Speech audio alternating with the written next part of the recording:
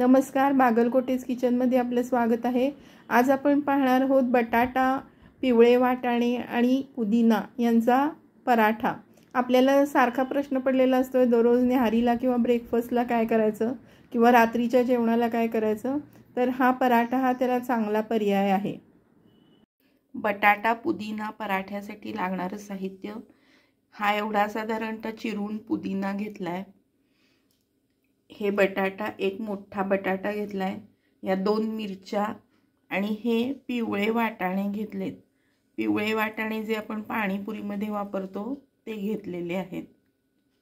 आता बघा, हे बटाटे मी सगळे मोडून घेतलेत किंवा मॅश करून घेतलेले आहेत।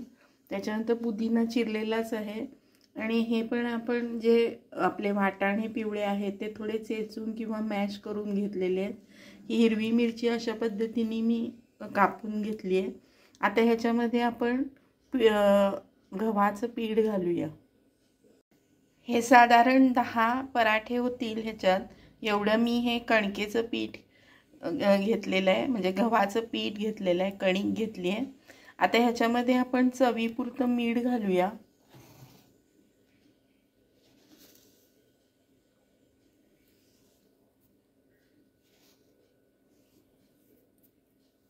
त्याच्यानंतर ह्याच्यामध्ये आता आपण कच्चं तेल घालून घ्यायचे।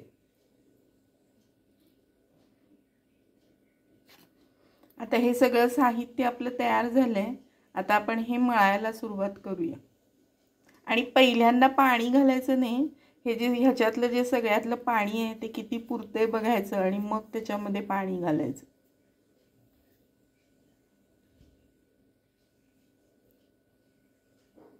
हा पहा, आपला कणकेचा गोळा मस्त मळून तयार आहे। साधारणतः सैलसरच करायचा, फार घट्ट नाही करायचा।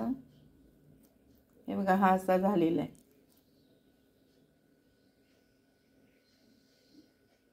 याला अर्धा तास भिजवून द्यायचं, मिनिमम अर्धा तास भिजवायचं, पण खूपही नाही भिजवायचं, ते सैल पडतं।